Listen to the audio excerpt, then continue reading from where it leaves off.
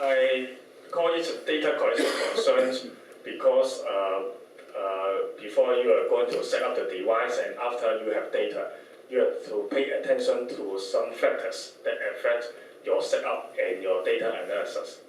First of all, before the data collection, that means before you set up your station, you have to select a good monitoring station, of course. And the requirements for that good is simple, just outdoor, of course, and the open space, and without direct lighting nearby. So this picture shows a good example. This picture shows a good example of the good monitoring station. Is outdoor, no lighting. It's actually located upstairs or another building. Maybe Silen can take you a tour to visit that station. Okay, so when you back to your countries, you should look for similar places. Have a closer look. We see that we need a mounting fixture to mount the SQLE housing and the power and network outlet. In this network, we don't want to use the 3G mobile connections because the network coverage vary across different locations, across different countries. So we ask for a fixed broadband network connection for this project. And the network and the power outlet can be stay indoor from routing from indoor to outdoor, or you place them outdoor with some protection like this. So I give you some examples on the selection of monitoring location. If you want to study the human contribution to night sky brightness, you can select a site like this. This is one of our monitoring stations of NSN, and you see that this station is surrounded by buildings. Most of them are residential, but some of them are commercial buildings in some typical urban setting in Hong Kong. So if you have a station like this, you can see the human contribution very easily. I will show them more later. So you want to study the lateral variation of NSP, how the moon affects your data and the clouds affect your data, you can select a station like this in the rural area. This is another station of NSN. You see that this is a remote area, and the station is located along the coastal line. And if you have some special place you want to study their light pollution, you can select a station like this. Can you see the airplane? Yeah. This is the station located right in the Hong Kong International Airport. So you see that the airport runs 24 hours a day, so you will not turn off the lighting. So we have a special lighting properties of this location.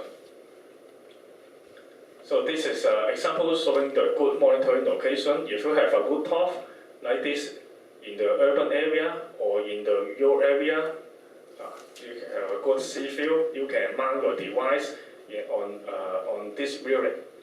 It depends on your view setting. So, or you can mount your device on a wall corner like this using a pole. So I give you the checklist of material you list in order to install SQLE. And of course, you need a device. If you already own it, that's good. Or if you need more, please ask Sila. And I will talk more how to set up the device maybe this afternoon. Okay, you need a Ethernet cable to run from the network connection point indoor to outdoor. Okay, for network connection. And for the internet connection, you have to keep the internet online at least during night time because we're measuring the sky brightness at night. And 3 network port to plug in the network cable. And we use a little bit technical, but we use a port called 18 for network communication. This depends on the firewall setting or the network setting in your location. But we want to make it flexible, and simple. So we use a port called 18 for data collection. So for the powering, you need a power outlet to power up the system, and this should be powered on at least during night time. And I suggest you to apply a timer switch to switch on or switch off the device, switch on the device during nighttime and switch off the device in daytime. You know why? For two purposes. The first purpose is to save energy, because the device actually it won't consume much energy, but it's do nothing in daytime. So you probably switch off it during daytime, and you may switch off, you may set the timer to switch off the system, say 2 hours before sunset. 2 hours before sunset. So you have time to warm up and switch off the system 2 hours after sunrise. So you have the complete light curve throughout the night, but save energy in daytime. Another purpose for applying a timer is to somehow reset the system, because this is not a very industrial grade device you can use in everywhere, use in space, but it is just conventional product. So we have some experience that it will get hands, and it can't respond to our request or send out data. So if you have a timer to reset or reboot the device daily, it gives us some chance to make it to put it up again and solve some of the problem automatically. Okay, and for the mounting, we need a pole to mount the housing and some little bit device to fix the cable outlet and to mount this to the pole. I will discuss this more maybe this afternoon. So this is the requirement for the power and the data transfer. For the housings, it's lightweight and not that big. You can send this information. Sorry, you can send this information to the manager of the facility so that they can know what you are doing and they have confidence on your setting. And for the power, we use power over Ethernet technique to submit the power for data and power connection. It consumes very less power, and the data transfer is not quite big, and this sensor will not emit light. So for the maintenance, except you are very unlucky, you are no need to take care about it once you mount it, because this is maintenance free. Okay, except there's some troubleshooting sometimes, and on network and power. Okay, after the data collections, okay, you see, these are the raw data collected from our one of our NSN station. This is time, and this is the NSB. Please note that I flip the y-axis so that the smaller values goes up means brighter or darker. Brighter goes up means brighter sky and darker sky. So what can we see from this raw data? This the data taken from within a month. Nothing, no change at all. The spread of this data is quite large, up to 3.5 magnitude per second square. So why we can't see any change? Big change because these data are taken under different lighting, meteorological, astronomical conditions. They are all mixed together. So we can't tell what is the effect come from cloud, human activities, lighting, or moonlight. So we have to understand the properties of each component before we can have some meaningful findings.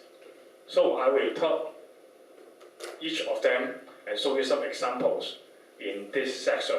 Then I will repeat this slide and these factors tomorrow when we have the data analysis section. I will help you how to remove some of the contribution.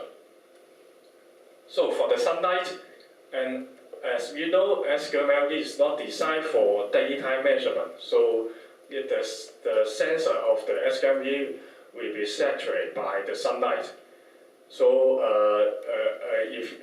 for the twilight is the scatter or sunlight in the atmosphere. So we see that the sky is not completely dark before, after sunset and before sunrise. This is scattering of sunlight. They are called twilight. And we expect a darker and darker reading after sunset. And on the other hand, brighter readings before sunrise. So astronomically speaking, we define astronomical dark periods, so-called dark periods, so that the effect of the sunlight is not, so that within the astronomical dark period, the sky will be free from sunlight. So in terms of solar altitude, when the sun is less than minus 18 degrees below the horizon, how to say, is less than, more below the horizon, more than 18 degrees, so the sky will be free from sunlight. I show you examples how sunlight affect our data. This is the time, local time, and this is the raw data. I fit the axis, so it's go brighter this side and darker this side. This dot curve is the solar altitude. So throughout the night, when the sun goes down at 6:30, before the sun goes down, we see that the SQMLE sensor gives 0 magnitude readings. Okay, that means the sensor was saturated. And when the sun goes far away from the horizon, and even down to the end of astronomical twilight, and sometime here, we see that the sky will get darker and darker. And actually, we are studying the period after this time. We are studying the data after this time period. Okay, but not before. And unless you are going to study the twilight variation of your location. This is actually interesting. Yes, but we don't have time to study the twilight variation yet. But you can take this chance to study it. Okay, another factors that affect our raw data is so-called unphysical reading. What are they? They are the readings very large or very big, very small or very big. This is an example. You see the red line curve is the raw data. It's quite fat. Nothing happened at all. But we see that sometimes the SQL report the readings at large at more than 37 magnitude. What's that mean? I don't know. And sometimes the device report the reading as small as minus 41. Wow, very dark. This is clearly unphysical. I don't know the reason yet, but fortunately, you can remove their influence easily by setting some rules when we are doing data collection. So another factors is called the aging of SQMLE filters. As I said before, there is a small filters in front of the sensor of this device, and this filter is for the measurement. However, we find that the transparency of this filter dropped significantly in our project. We asked the manufacturer, and they said that this was due to the build-up of atmospheric moisture on the sensor. So later on, the manufacturer applied anti-moisture coating on every filters on the newer model.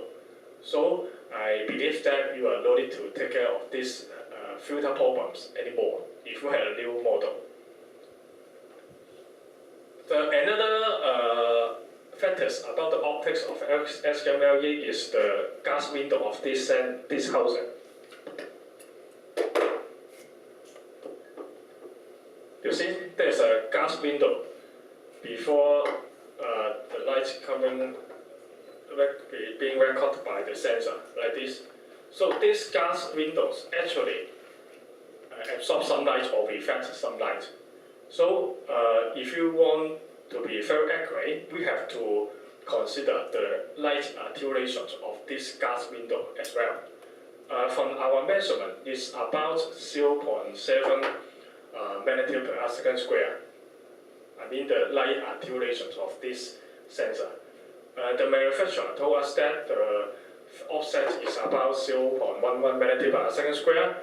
So if we are going to compare the station, compare the NSP reading across different stations or different settings, we have to pay attention to this offset.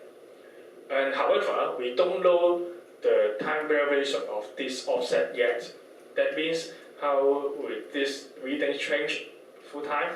We don't know yet, but we may be subject for further study.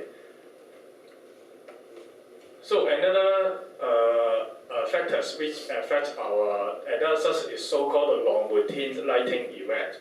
By means of long routines, I say that normally, at least in my countries, in my city, the lighting, external lighting will turn off every night at something about 11 p.m. or midnight daily. They have a schedule to turn off their external lighting. So they are called routine lighting events. What is long routine lighting events? This is the lighting turn off later or turn off earlier, turn on earlier. Let's see an example. This is the time within a light, and this is wall data. And this light curve, these two light curves represent the readings come from the same location, but different days. You see that normally the normal light curve, the blue one, is flat, except from some influence from the cloud. The flat light curve represents a normal routine lighting event at that location. But for the red curve, you see that this light curve is affected because we see that someone turn on their light near the sensor right at this moment. So the sky brightness increased by about 0.5 magnitude per second square. Then we assume normal and some lighting event there.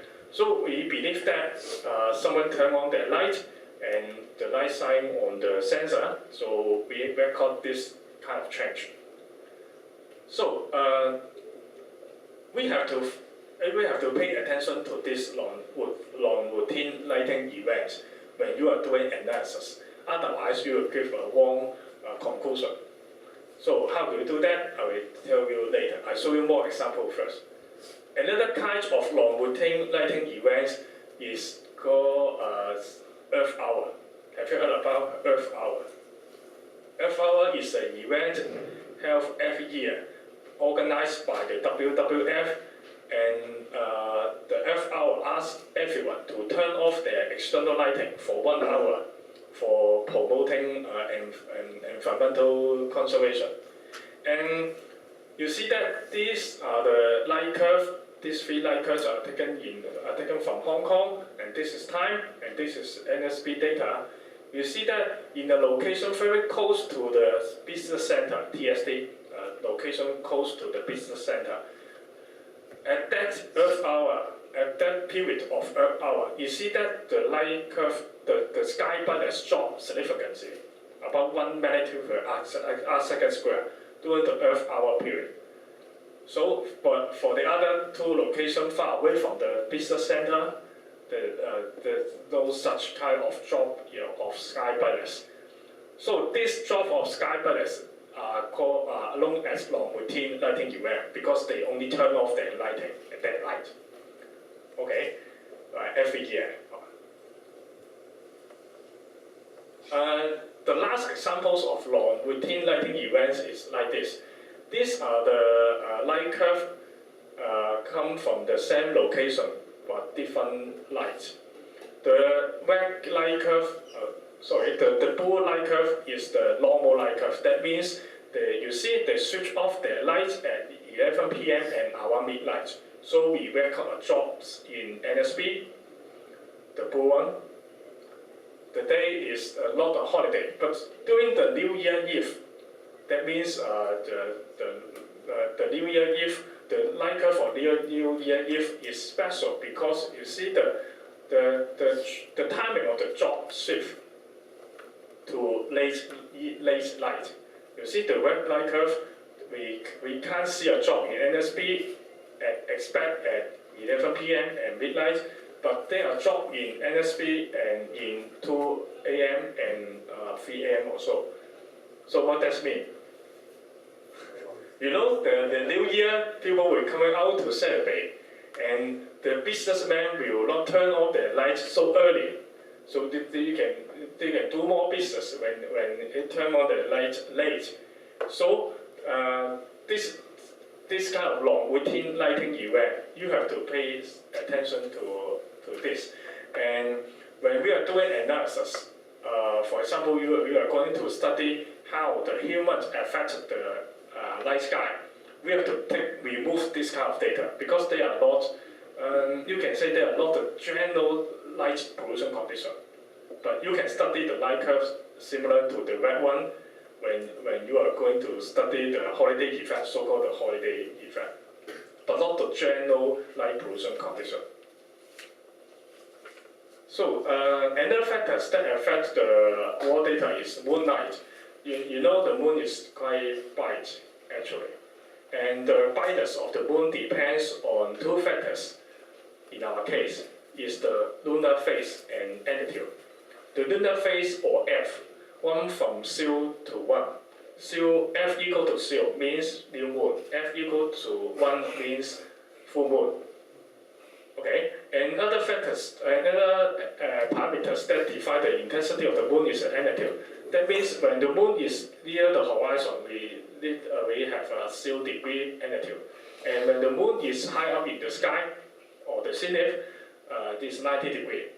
So this is a approximation of moonlight, the intensity of the moonlight in terms of F and lunar altitude.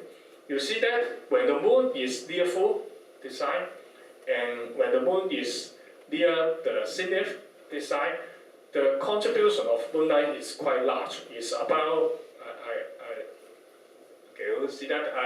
The contribution is up to 7 magnitude per arc second square. It's more than 100 times in flux. So it will affect your data a lot in some case when the moon is full or near the zenith. So this plot is only a general approximation of contribution of moonlight because it had a lot of assumptions there. I can't talk about this in this section, but it gives you some ideas. To give you some ideas how the moonlight affects our light curve, this is look at this.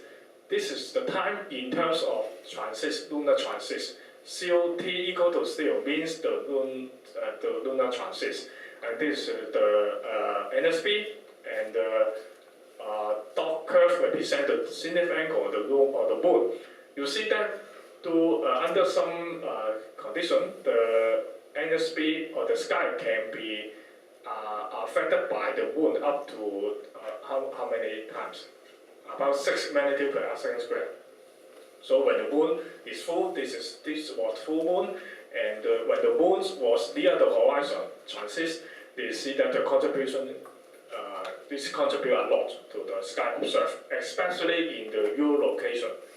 From our experience, you have this kind of study for different locations in Hong Kong. In the urban area, we find that the contribution is not that large.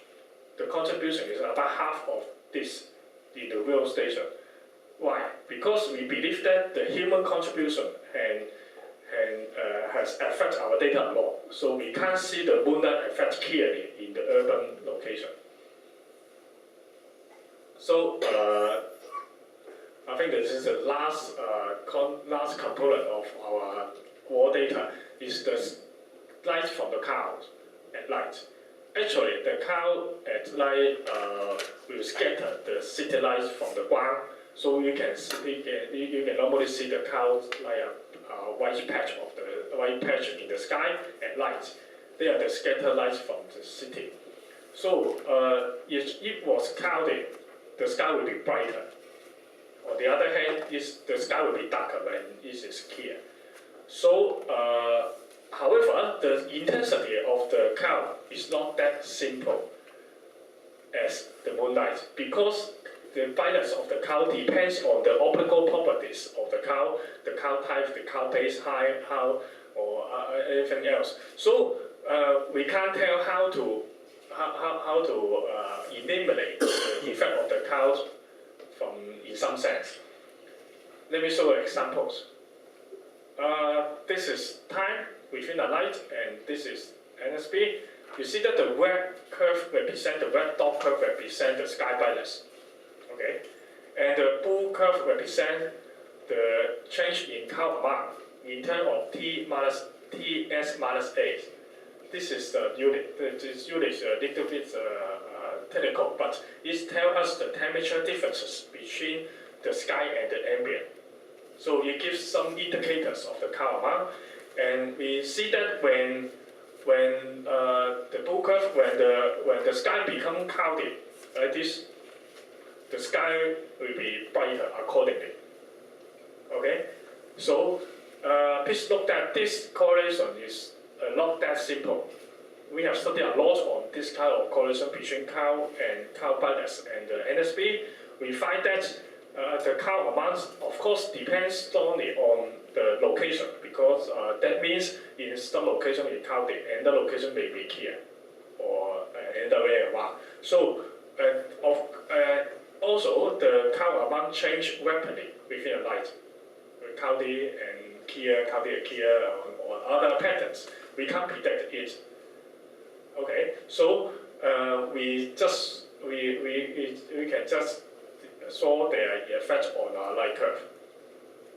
So maybe tomorrow I can show you how to eliminate, so-called eliminate the effects of the cloud, so that you can study the general night sky condition.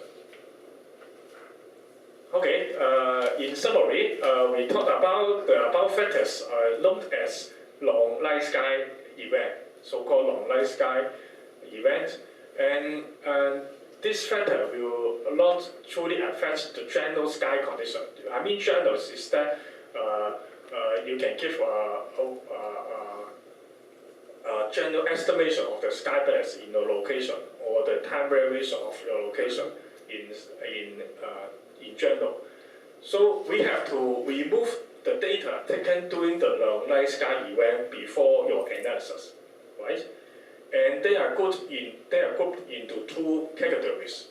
The first one is the human events, such as the Earth hour, someone switch on their light, or even they bought their sensor by hand.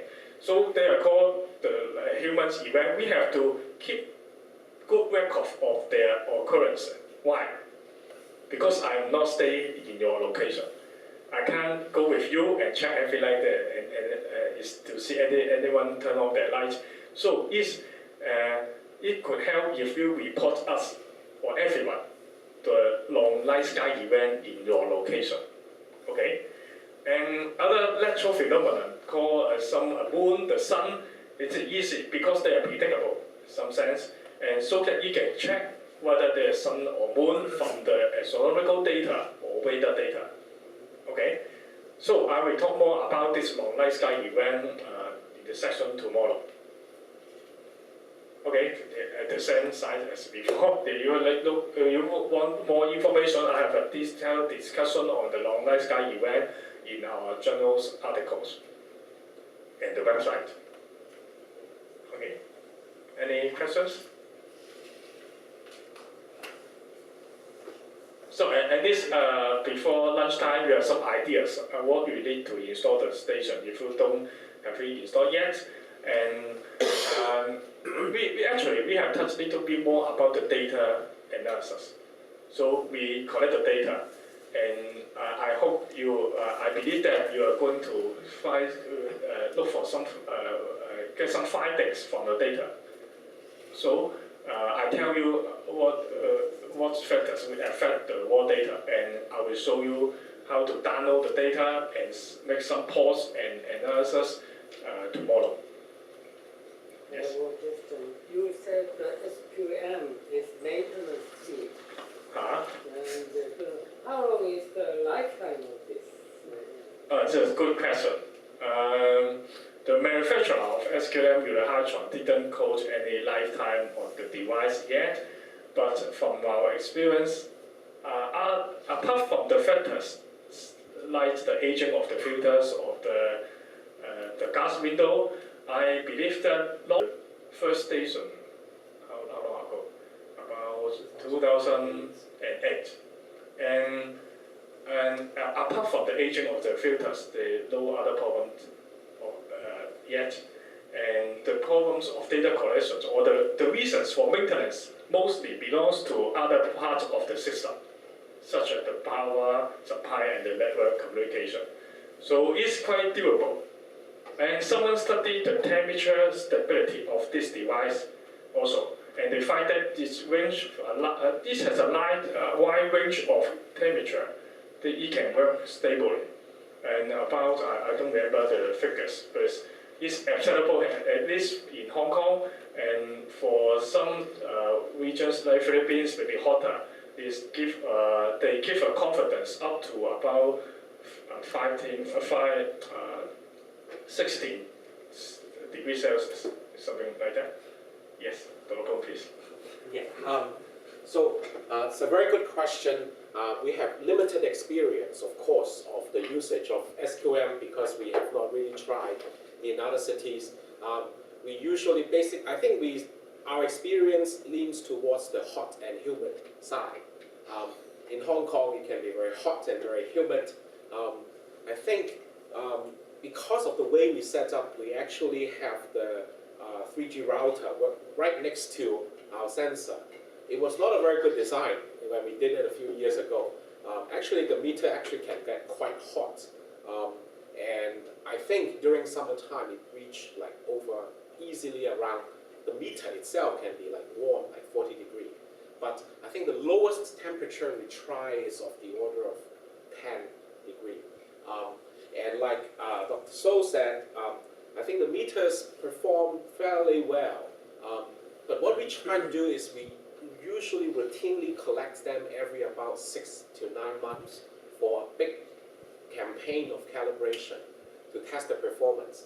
And also at the beginning and the end of the project, we would get the manufacturer to do one-time, big-time calibration for us also. So we have our own calibration setup, and we also ask the manufacturer for calibration. And this would be something that we hope if participants are interested and can send the meters back to us, we'll be happy to help to do one big campaign to calibrate so that all the meters would be well calibrated. And probably, again, it doesn't have to be very frequently, about, I think, once per year should be good enough. Yeah, so, but I think easily a few years, at least in the temperature range that we have tried, most of the meters have no problem, except the very earliest one, like Chu-wing said about the filter frosting problem. There are some other small problems, but I think they have been solved in the most recent versions that we are purchasing now. Okay. Thank you, Dr. So very good detailed presentation.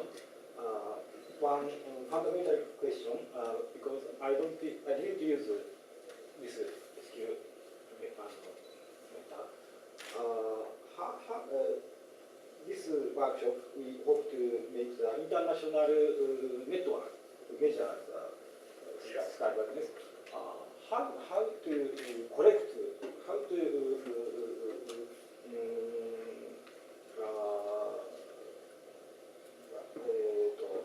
analyze the absolute value. I just take, each sensor have individual errors. Then how to adjust the brightness value? Okay, that's a good question. If I am right, you are concerned about the inter-device differences, right, between each devices. First of all, I believe that the manufacturer have calibrated every device for us, so they have different setting for each device, so that they give the same measurement everywhere. They can that, and as Dr. Poon said, we can do a campaign of calibration. We may collect all your SQM to some location or to the manufacturer for one-lot calibration and see and see is there any offsets between devices. So this is a good question because as we said that we are focused on the quality of our data apart from the quantity. So this one we have to work more about this. But I think Professor Akata bring up a very important point. Actually, we recently had one example. I show you that preliminary figure with the 3 locations. We actually, when we first did that plot, we noticed some problems. It seems that Hong Kong is extremely dark in those diagrams. And when we went back to look at it, we don't know why that actually someone knocked our meter. Okay, so that it's not pointing to the zenith. I don't know who, because we do not have one person who go to look at the meter every time in the rooftop. So someone knocked it over, and then our readings were affected. And these kind of minor things indeed are very difficult to notice. And these are something that you probably need additional things such as like an all-sky camera, CCTV, to see if that is ever possible. At least in our case, unfortunately, we do not. So a lot of times we only catch the problems afterwards. And then we notice something wrong, and then we went to fix it. So, I think this is something that we would like input from the entire community to see how we can improve the quality of data. Astronomical photometry, astronomer usually use relative star and standard star. Yes. But this system, we can measure the standard light source. So maybe it's difficult to adjust it. Tomorrow morning, Onuma-san, Yes. will talk about the additional design supporting system and collecting to use camera, CCD cameras measure. Please Yes, discuss I think so. Yes. I hope. Okay. Any questions? Yes, please. I have one question. Japanese high school students compare the different CCD or 30 or 40 SQM compare the absolute number. And the result is difference max 0.3 magnitudes. So if you make the networks, you must break the sensor at first measure the difference between sensors.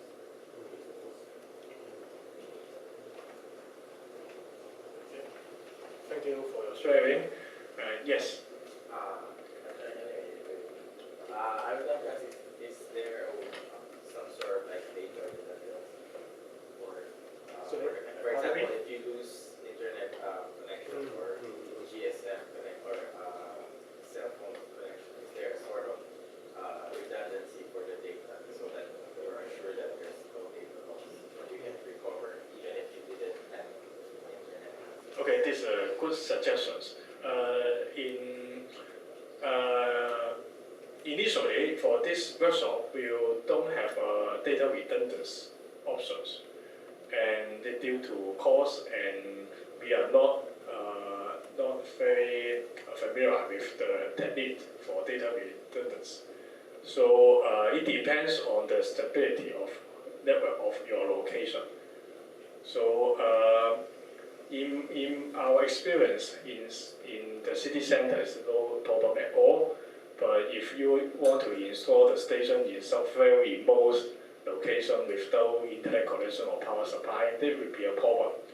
And we don't have a good solution for that at this moment, but we can discuss.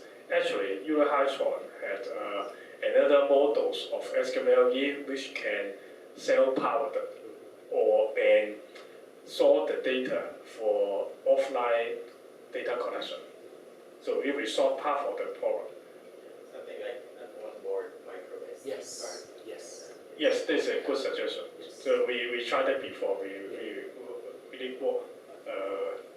We will work together. Yes. For the calibration of SQM, we need also temperature and humidity of the location. Do you have any data of temperature and humidity? No, we don't have data on how the sensor perform under different weather conditions. Yeah. So it will be interesting because in South Korea or some Mongolia, the temperature difference or the humidity can change a lot. So if you have some findings, you can share to all us. But the manufacturer claimed that this is not a problem. So, but you know, we have not really been able to put it to real test in very extreme conditions. But so far, people have tried in North America at very cold places, and there seemed to be not a problem. But we have to collect such data from Yes. location. Yes. We can check Yes. whether no problem or Yeah. In our local Hong Kong survey, we actually had many of the stations. Of the 18 stations, I think there must be like 10 of them also have some kind of weather station right next to it. And so, which has standard temperature, humidity, wind speed, and everything.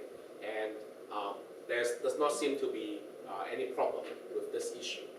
But again, we only sample the local temperature condition.